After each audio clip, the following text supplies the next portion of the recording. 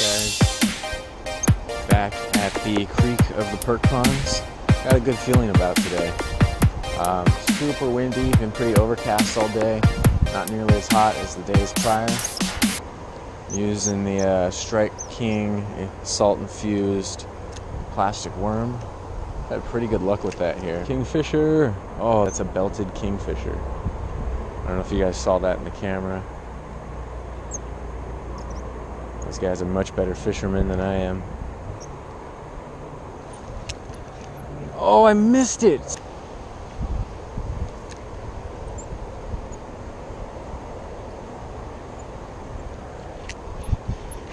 There we go. Oh, look at that jump, guys. This is a nice one. Oh, come on, baby, come on. Now we're talking. Yes. Nice. Not bad. Not bad for this little creek. You know, that's always a for sure good spot. Casting under that tree. Right over there. I've had so many nail it. It's only good for like once a day. There we go. Alright. It's a nice one. Like a pound maybe? Give it a pound. It's pretty fat. Full of sores on the belly. It's a nice little fish for this creek. Ain't no 5-pounder like I've gotten out of this creek, but it's nice. Alright, bud. There you go. For the release. Alright. One thing that's kind of strange is that these little Strike King plastics smell like anise. You know, that was always interesting to me. I was like, why would a bass be interested in anise? But one of my theories is that in this area there's a lot of anise growing. Like we see a dead one there behind that with the tall umbels of flowers. It's dried up as well. But there's lots of anise in this area growing along the water and dipping into the water. There's also native species like the anise swallowtail butterfly, which when it's in its caterpillar state, it goes through a stage where it looks like green, kind of greenish like this, and all it feeds on is the anise plant. So it's got to smell like anise. And I wonder if these guys like this particular bait so much because it's the coloration of those anise swallowtail caterpillars, and it's maybe a similar smell.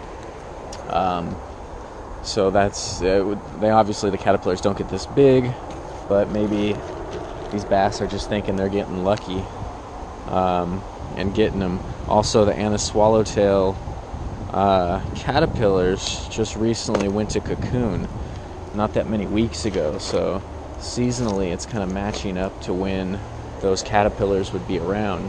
So on one of my first videos I did a identification of California buckeye trees and their edible and survival properties.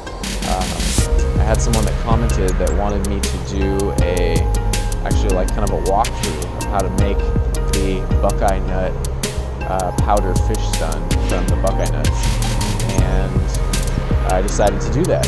It's a 4-step process. I've done the first 3 steps, and I'm just waiting for the buckeye nuts to dry, and then I'll finish up the last step and get that video to you guys. So pay attention for that video coming out possibly tomorrow and Friday at the latest. Also, this coming weekend, Arias and I are going to be going fishing at a special creek, or a series of special creeks, for trout. Hello, Tinker.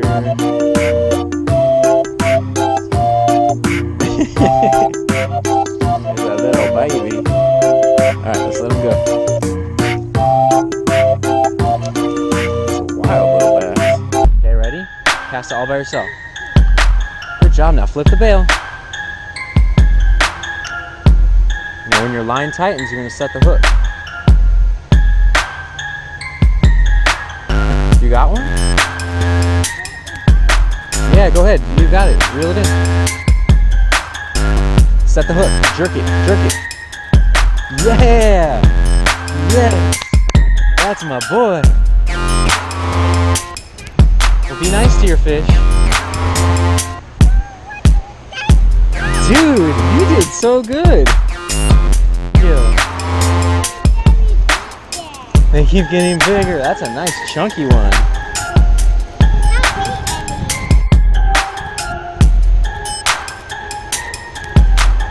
Yeah, buddy. Yeah. He's a cutie. I don't think he weighs 3 pounds. Definitely less than a pound. Less than a quarter pound. That's my boy. Whoa. That's a pretty big one.